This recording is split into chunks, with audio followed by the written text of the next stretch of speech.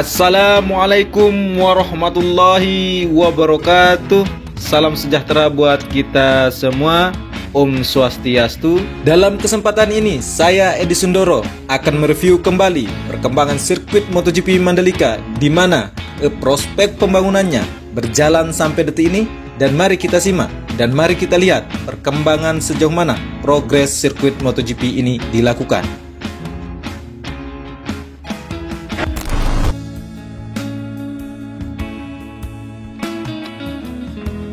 Dalam kesempatan ini, saya melaporkan kepada teman-teman bahwa progres pembangunan sirkuit MotoGP ini tetap berjalan, bahkan progresnya tampak positif daripada sebelumnya, di mana minggu kemarin tampak pengerjaan pelapisan trek lurus mulai tampak hasilnya saat ini.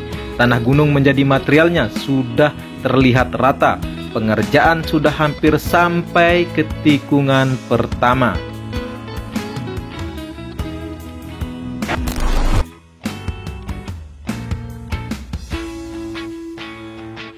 Hai teman-teman, ini adalah lokasi di mana tikungan kedua yang terputus menuju tikungan ketiga dan sambungan ke tikungan keempat. Ini lokasi yang masih dalam sengketa lahan, di mana ada berita baik sebenarnya bahwa lahan ini dalam proses negosiasi terhadap pemilik lahan ini. Dan di mana lokasi, mungkin teman-teman yang sering menanyakan di mana sih sudah panen enggak lahan jagung tersebut. Itu mari kita ke ladang jagung untuk melihat apakah jagungnya sudah tua dan siap untuk dipanen. Mari kita ke sana.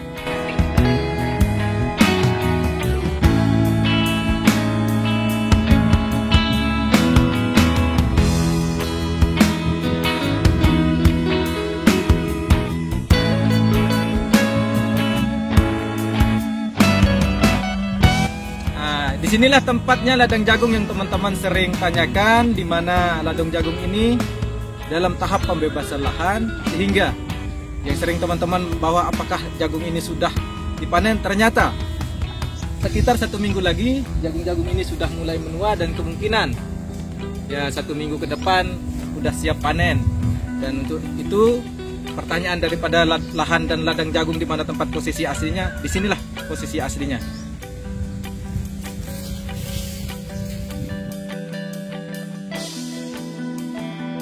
PT Wijaya Karya selaku pemenang tender dan berkewajiban untuk menuntaskan progres pembangunan sirkuit MotoGP Mandalika tepat waktu. Sebelum itu, tersendatnya atau lambannya proses pembangunan ini tidak lepas dari bencana dunia, yaitu COVID-19, yang sampai detik ini kita masih merasakan bagaimana virus ini merubah semua perilaku kita. Apalagi dalam hal pembangunan, bulan Maret sampai April pengerjaan proyek sirkuit ini berjalan dengan seadanya. Namun beberapa minggu ini geliat pembangunannya tampak, di mana alat-alat berat mulai bekerja dan ditambah unitnya. Pengerjaan proyek ini terlihat mulai diporsir tenaganya, di mana minggu kemarin di tikungan ke-6 ini tidak ada aktivitas proyek. Dan di hari ini di tikungan ke-6, 7, dan 8 lintasan sirkuit mulai ditambah pelapisan tanahnya, di mana kita lihat bersama-sama lalu lalang truk pengangkut material penimbunan. Di mana kita lihat bersama-sama bosku, lalu lalang truk pengangkut material penimbunan. Saya pantau bahwa pengerjaan pelapisan lintasan ke-6 sampai ke-8 4 hari ke depan akan tampak merata seperti trek lurus. Teriknya matahari tidak menyurut semangat para pekerja. Begitu pula dengan semangat saya meliput progres pembangunan sirkuit MotoGP Mandalika. Saya lihat para pekerja Wika lagi asik makan cilok sembari bercanda gurau menghilangkan sejenak kelelahan walau keringat bercucuran di dahi. Bang, bagi-bagi dong ciloknya. Hahaha. Ini adalah tikungan ke-8, melihat asiknya bulldozer yang maju mundur, asik mendengar suara bulldozer yang tak segan menggelas bebatuan yang sukar merapikan diri. Sejenak saya melihat pemandangan di atas bukit, sembari melihat truk-truk yang berkejaran seperti mereka tak berteman. Tentu karena mereka mengejar setoran. Uang kadang tak bisa diajak berteman. Bagaimana menurut bosku? Tapi Tapi nasib naas yang menimpa sang pengebor batu di tikungan ke-9. Ternyata ia sudah lelah, bosku. Cucuran keringatnya sudah tak mampu menggerakkan tungkai-tungkai tangannya untuk memecahkan bebatuan lagi. Di sisi lain, di samping trek ke-9 ada aktivitas pemerataan lintasan oleh Abang Bulldozer supaya lintasan ke-9 mampu terhubung dengan tikungan ke-10. Maka bukit ini harus terbelah seperti di tikungan ke-9 tadi. Yuk digaruk-garuk, Bang. Bukitnya digaruk-garuk, Bang. Bang ekskavator harus tetap semangat karena bukitnya masih tinggi, Bang. Yang mengejutkan, sekarang Bang ekskavator ada temannya, bosku. Jadinya nggak galau lagi. Ternyata saran saya tempo dulu Bang ekskavator mendengarnya. Kini rupanya geliat menggaruk bukit terlihat bersemangat lagi. Bravo Bang ekskavator. Kalian berdua akan mampu meluluhkan hati sang bukit. Saya jamin itu. Jangan patah semangat, berjuanglah. Hahaha. Sampailah kita ke trek menuju tikungan ke-11, di mana bukit di sebelah kiri ini sudah terlihat rapi dan lintasan terlihat sudah mengalami lapisan kembali. Di sisi lain, Laguna di mana tempat reklamasi dulu sudah terlihat rampung dasarnya. Kini akan dilakukan pelapisan kembali. Kita lihat bahwa tanggul pembatas ini sangat perlu supaya nantinya tidak ada air laut yang bisa masuk ke lintasan sirkuit MotoGP Mandalika. Menuju ke tikungan ke-12, saya melihat ada Bang ekskavator yang lagi bercengkrama sendiri. Sapa dulu biar semangat. Bang, hati-hati. Kalau butuh bantuan tinggal telepon ya. Jangan lupa makan, jaga kesehatannya, oke? Sepertinya ia tak menjawab. Mungkin dia lelah. Lintasan ke-12 sudah kelihatan rampung hasil pelapisan tanahnya. Aktivitas proyek masih dilakukan. Kita langsung saja menuju ke tikungan ke-13 di mana ada jambatan yang memutuskan hubungan mesranya lintasan ke-12 menuju tikungan ke-13. Sepertinya mereka perlu mak comblang seperti di tikungan 10 bukit itu. Hahaha. Di tikungan ke-13, aktivitas proyek sebelumnya ada, namun kini tidak ada lagi karena pelapisan kedua sudah rampung. Ini dilanjutkan ke pelapisan lintasan ke tahap ketiga dan kemungkinan akan dikerjakan nantinya. Progres pembangunan sirkuit MotoGP Mandalika saya dapat menyimpulkan bila dikerjakan dengan geliat pekerja terus-menerus seperti ini dan tidak ada kendala.